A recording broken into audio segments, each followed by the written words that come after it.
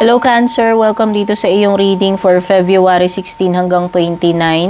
Alamin natin ano ba tong mga mensahe or energy surrounding you. Kamusta kayo?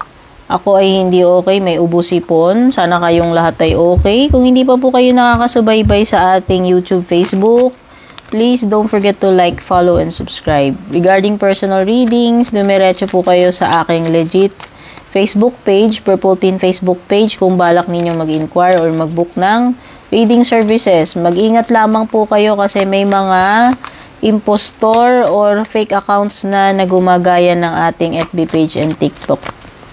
Kaya, pag may nag-PM sa inyo, automatic hindi po ako yon. Impostor po yun, ano? Yun yung palatandaan. Kasi I will never direct message you. I will never add you as a friend sa Facebook, TikTok. Kaya pag may gumagawa nun, kahit gamit yung picture ko, name ko, hindi ako yun. Para makasiguro kayo, i-like, follow nyo yung aking legit na TikTok and FB page. Para madedetect ninyo kung sino yung impostor. Ano? Baka mamaya dun kayo mag-like, follow sa peke. Good luck sa inyo. Cancer. Tignan muna natin itong mga ano ninyo. So, pagpasensyo na, excuse my voice kasi I have sipon and ubo. Nanalo ako ng sipon, no? Paraffol. Humabol.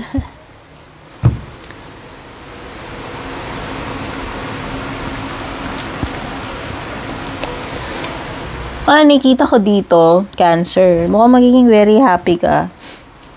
Para kasing magagrant yung yung wish mo dito at saka blessing. Ayan.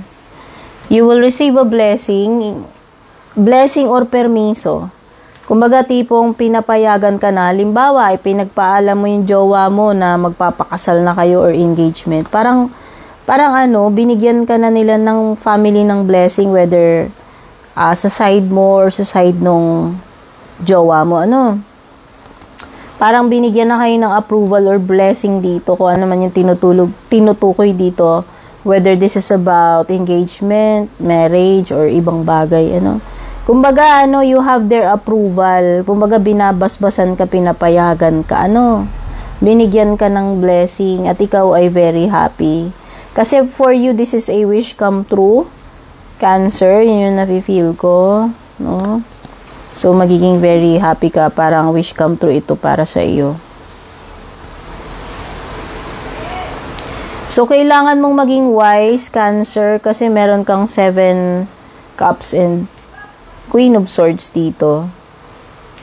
Marami kasing maraming distractions sa iyo dito with the 7 of Cups. Ayan. Marami kang choices. Pero, kailangan mong maging wise sa pagpili. Yun lang yung masasabi ko with the Queen of Swords. Gamitin mo yung best judgment mo pagdating dito sa situation na kinakaharap mo or dito sa mga choices na kailangan mong gawin. No? So, gamitin mo yung pagiging logical. Do not use your emotions pagdating dito sa pagdedesisyon mo, sa pagpili mo dito. Kasi, yung emotions natin makes us unstable. No, 'di ba? Kapag masama loob mo or pag galit ka or pag sobrang tuwa mo, hindi pwede kang makapag-decide ng mali. 'Yan lang yung masasabi ko. Okay? So use your best judgment. Use your logic pag gagawa ka ng choices or decision pagdating dito, So, there is Gemini, Libra, Aquarius energy, Taurus, Cancer, Scorpio, Pisces energy. And, yes, Taurus, Virgo, Capricorn, Cancer, Scorpio, Pisces, Gemini, Libra, Aquarius. Alam mo, ang dami mong mga marireceive ditong maganda. Ayan. Ang daming opportunities para sa iyo, may mga exciting news, masayang balita, basta ang dami mong good news na marireceive. Possible ka pa nga makareceive ng anything, gift or kung ano man, may matatanggap ka. You have 2 aces. And this is a perfect go signal para sa iyo, Cancer, kung may mga sinisimulan ka. Speaking of sinisimulan, you have the Magician. So, stop procrastinating kasi mukhang magiging maganda yung opportunities mo kung magsisimula ka na. Ngayon, I see you here na very inspired, driven, and motivated na simulan kung ano man itong sisimulan mo or sinimulan mo na. Kasi pwedeng ginagawa mo na to eh. Okay? Pagdating sa money, you have opportunities sa career, business, and also pagdating sa relationships or romantic. Okay? May mga offers sa iyo dito. May mga opportunity offers and good news. Speaking of good news, you have Judgment card. Possible na may marireceive ka nga announcement. Magandang balita like engagement, kasal. Basta merong announcement dito. Yun yung napipil ko. Ayan yung Toronto to. Tinatawag yung attention para i-announce. May importanteng sasabihin. You will receive good news or importanteng balita, announcement. Pwedeng iba, you will realize something kasi ito ay card ng pagkamulat. So, pwedeng iba may realization para sa inyo. Okay?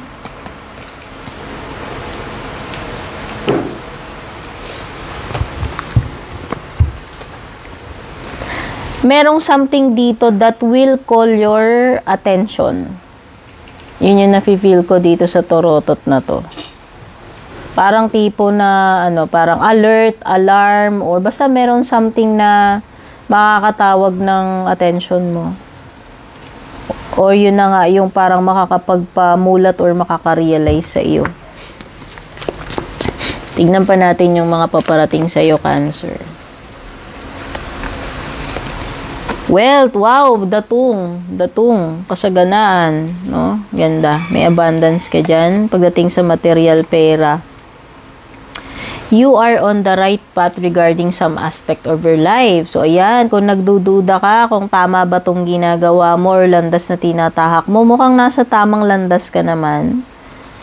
So, ang kailangan mo lang yan is to focus on your goal, continue what you're doing. Strong emotion, passionate love or hate. So, yan yung isa sa mga marireceive mo. Or mararamdaman mo, love or hate, very strong emotions. Feeling tied down or frustrated.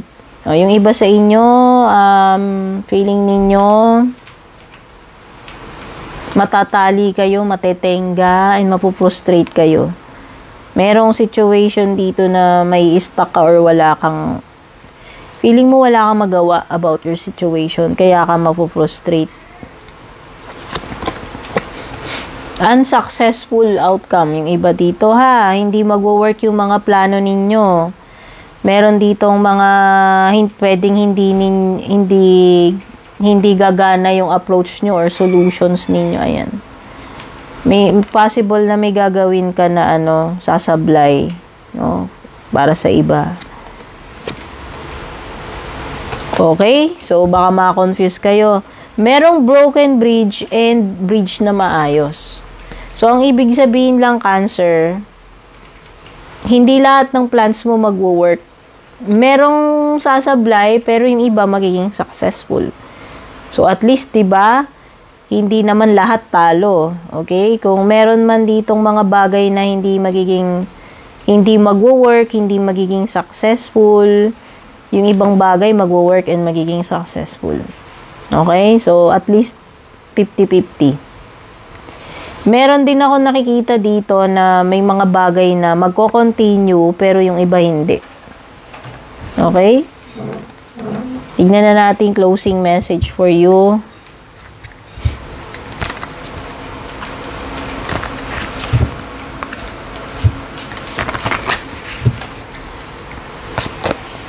Ang closing message for you is Shadow.